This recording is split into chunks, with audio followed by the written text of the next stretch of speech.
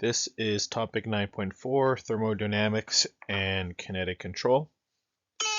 Hashtag not sponsored by Nintendo or Super Mario Brothers or any of that type of stuff.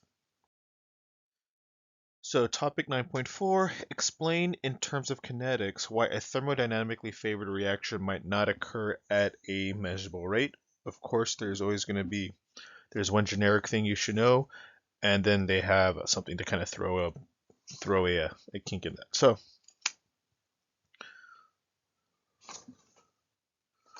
where is it? There it is.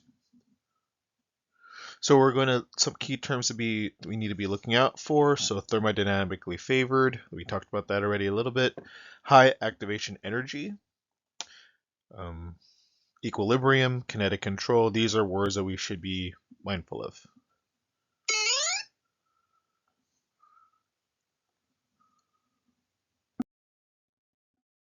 If the value for Gibbs free energy is negative, that means that the reaction that's occurring is considered thermodynamically favorable. So that's something we should kind of keep in mind. However, not all reactions that are thermodynamically favorable will occur. For example, the reaction for carbon diamond to carbon graphite is thermodynamically favorable at room temperature. However, we do not observe diamonds turning into graphite even over the course of a lifetime. So just looking at this, just kind of a generic example, this version of carbon that's a diamond has many strong covalent bonds in a network, and it forms a largely macrocovalent network solid. So for carbon as a diamond on the left over here, for it to turn into graphite like this, it would have to break all those bonds and make them into a new structure. To do this requires a very high activation energy, so it is highly unlikely that it will take place. This is considered thermodynamically favorable, the reaction itself is, at room temperature. However, it really doesn't because of the kinetics. This is a description of how a reaction can be considered under kinetic control. And it is to say that the kinetics of the reaction determines if a thermodynamically favorable reaction will take place. My bad. Oops. So generally, if thermodynamics predict that a reaction will take place, but it doesn't occur, we can assume that the reaction is under kinetic control. Some reasons that it may not occur include having a high activation energy. So you may see a question like this, why does this not occur? And then some of the answer choices that are going to be correct are going to mention something about unfavorable orientations, high activation energy, high number of particles must collide spontaneously. That's just something. This may pop up in a question where they'll be like, "What's a reason for this thing not to occur, even though it's considered thermodynamically favorable?" So keep that in mind.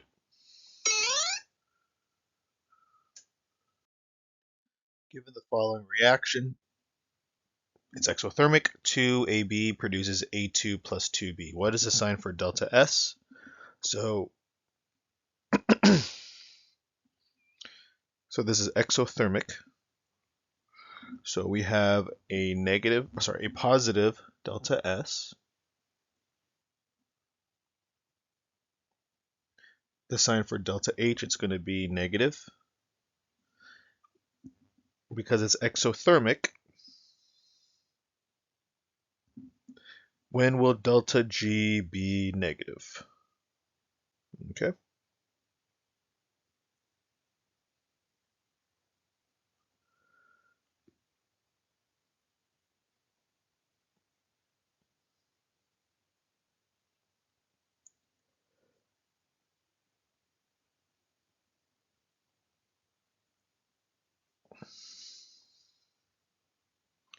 So because the enthalpy is negative, your delta G will always be negative. This reaction does not, let's say it does not proceed at room temperature though, so how can we do this? How can we affect this to make it occur? So we can increase the temp to give reactants more energy. or use a catalyst to decrease the activation energy.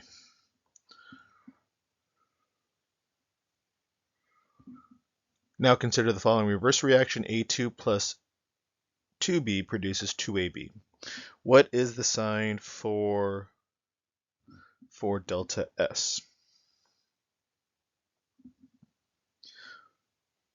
Most likely, the delta S is going to be negative. The enthalpy is positive for endothermic. When will delta G be negative?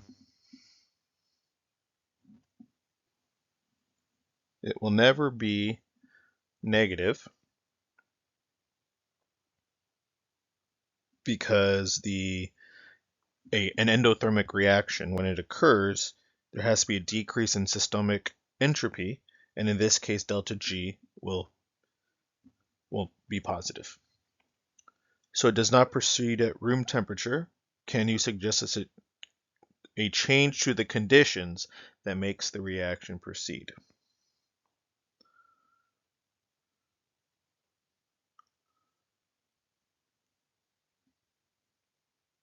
So of all the different things we talked about in this topic, how do you because it won't occur spontaneously by just increasing the temperature. You can't really do much to this unless you make it really, really cold, but that's probably not going to happen. All right.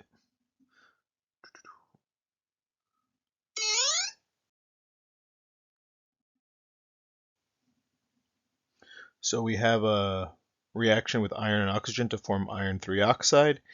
We have our delta H the reaction and delta S of the reaction here.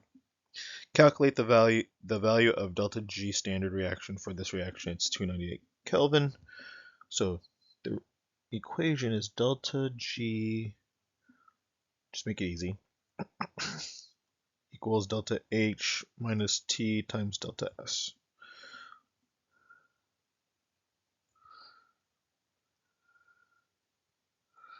This is going to be standard. So we have H, so negative 1648 kilojoules per mole minus 298 Kelvin. So it's going to get rid of that. It's going to get rid of that.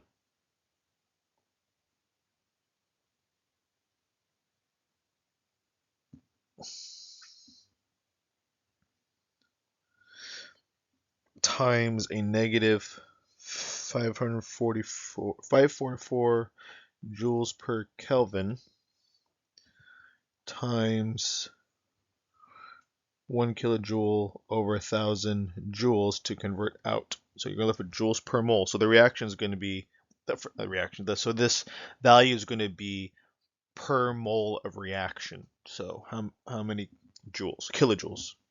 So when you do your math, you should end up with 1486 kilojoules. And that's going to be per 1 mole of reaction for this. The reaction is very slow at room temperature, but is much faster when you add water to it. Propose a reason for both circumstances. So for this one, again, we can pick any of those answers that we had before that I mentioned, like that question. So if maybe there is a high activation energy,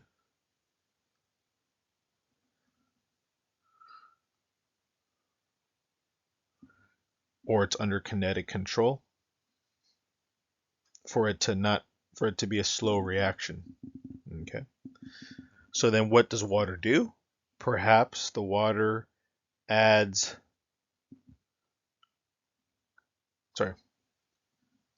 So this part right here about what happens when you add water. So adding water provides an alternate pathway,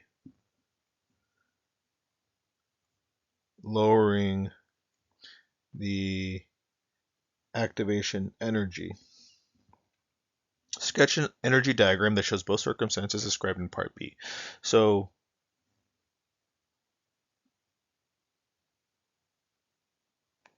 we have our reactants and our products.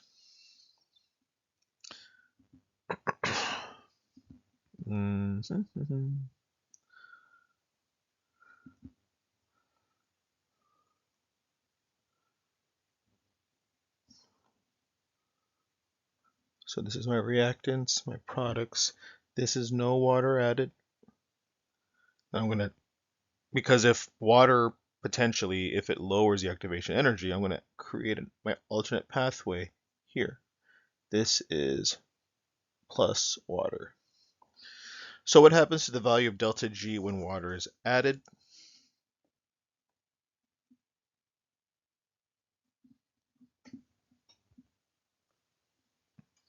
So what happens when you to the value of delta G? Nothing happens to it. We're changing not the thermodynamics, but maybe just we're changing the kinetics of this reaction. So if you have any questions, please let me know. Thanks.